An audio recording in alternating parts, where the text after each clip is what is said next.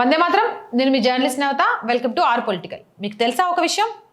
2012లో America ఒత్తిడికి మరియు బెదిరింపులకు భయపడి సోనియా మరియు రాహుల్ ప్రభుత్వం ఇరాన్ నుండి ఆయిల్ కొనుగోళ్లు భారీగా తగ్గించింది. ఇది నిజం.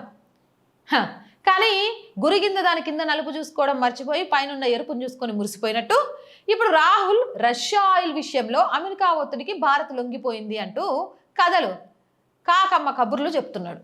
2021 వరకు గతంలో ఎప్పుడు మన దేశం 2 నుంచి 3% కంటే రష్యా ఆయిల్ దిగుమతి చేసుకునేది కాదు.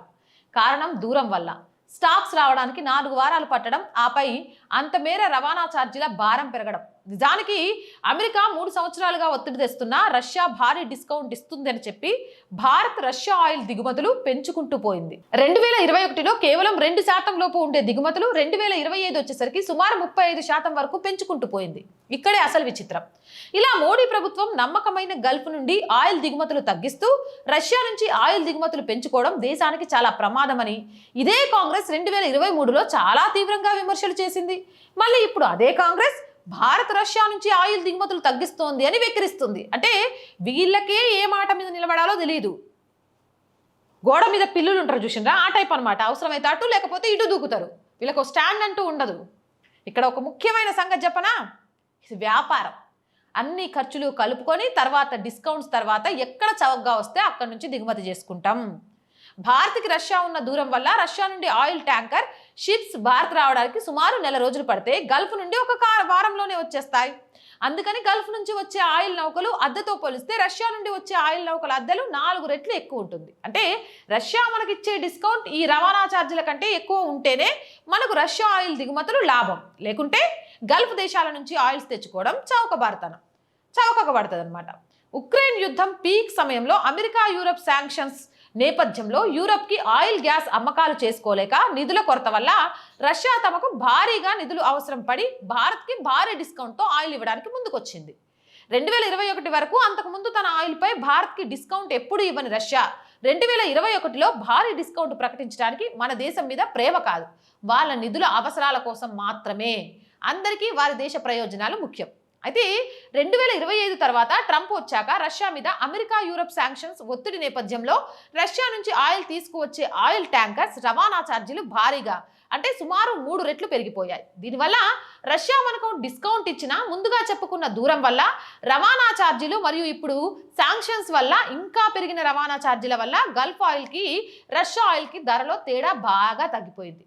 అందుకని 2025 నుంచి భారత్ మళ్ళీ గల్ఫ్లో సౌదీ నుండి దిగుమతులు పెంచుతూ రష్యా నుంచి దిగుమతులు తగ్గించుకుంటూ వస్తోంది. ఇప్పుడు కూడా మన దిగుమతుల్లో 20% రష్యా మొదటి స్థానంలో ఉంది. కానీ రాబోయే రోజుల్లో గల్ఫ్ దేశాలు మనకు ఏమాత్రం డిస్కౌంట్ ఇచ్చినా రష్యా నుంచి ఆయిల్ దిగుమతి చేసుకోవడం మనకు గిట్టదు. ఎందుకంటే అది బిజినెస్ని బిజినెస్ లాగే చూడాలి. సో అంతర్జాతీయ ఆయిల్ ధరలు, రవాణా సదుపాయాలు, రవాణా ఛార్జీలు, రవాణా టైం, గల్ఫ్లో పరిస్థితులు ఇవన్నీ చూసి రష్యా ఆయిల్ కొనాలా లేక గల్ఫ్ ఆయిల్ కొనాలా లేదా ఆఫ్రికా ఆయిల్ కొనాలా అనేది ధర, సెక్యూరిటీ మీద ఆధారపడి డిసైడ్ చేస్తారు. అంతేగాని ట్రంప్ చెప్పిండు, రాహుల్ గాంధీ చెప్పిండు, అప్పలమ్మ చెప్పింది, వెంకయ్య చెప్పిండు అని ఉండదు. అర్థమైందా?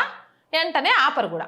ఎందుకంటే గతంలో మన దేశం రష్యా నుంచి 400 మిసైల్ సిస్టమ్ దిగుమతి చేసుకుంటే భారత్ మీద శాంక్షన్స్ పెడతామని అమెరికా బెదిరించింది. అయినా భారత్ లక్ష్యం పెట్టకుండా అనుకున్న 3 S-400 దిగుమతి చేసుకుంది. గత వారం మరో 5 S-400 కొనడానికి నిర్ణయం తీసుకుంది. అంటే ఇక్కడ నిర్ణయాలు దేశానికి ఏది ఉపయోగమో ఏది కాదో అనే దాని మీద ఆధారంగా ఉంటాయి. అంతేగాని సిద్ధాంతాలు, ముస్లిం ఓటు బ్యాంక్ రాజకీయాల మీద కాదు. ఆ మాత్రం కూడా తెలవకుండా గొంతులు దించుకొని డ్రామాలు ఆడుతారు. ఈ డ్రామాలు ప్రజలకు అర్థం కావనుకుంటే అట్టా, ఒకవేళ అర్థం కాకపోయినా మాస్ వంటోళ్ళు ఉన్నాం కదా అర్థం అయ్యేలాగా వీడియో చేసి పెట్టడానికి. మీరేమంటారు?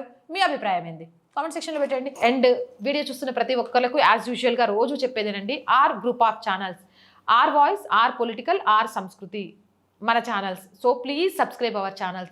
ప్రతి కంటెంట్ని లైక్ చేయండి, షేర్ చేయండి, మీ అభిప్రాయాన్ని కామెంట్ సెక్షన్లో తెలియజేయండి. అండ్ ఆర్థికంగా మీకు తోచిన సహాయం చేస్తూ ఈ ఛానల్ని నిలబెట్టడం కోసం పోరాడుతున్న ఒక అమ్మాయికలకు సహకారాన్ని అందించండి. ఆర్థికంగా సపోర్ట్ చేయాలంటే సబ్స్క్రిప్షన్ పక్కనే జాయిన్ అనే బటన్ ఉంది. 1 to 5 లెవెల్స్ ఉన్నాయి. ఏదో ఒక లెవెల్లో సపోర్ట్ చేయండి. లేదా స్క్రీన్ మీద గూగుల్ పే, ఫోన్పేతో పాటు అకౌంట్ డీటెయిల్స్ ఉన్నాయి. మీకు తోచిన సహాయాన్ని అందించండి. వ్యాపార ప్రకటనల కోసం 8328 500 576 నెంబర్ని సంప్రదించండి. జై హింద్, జై భారత్.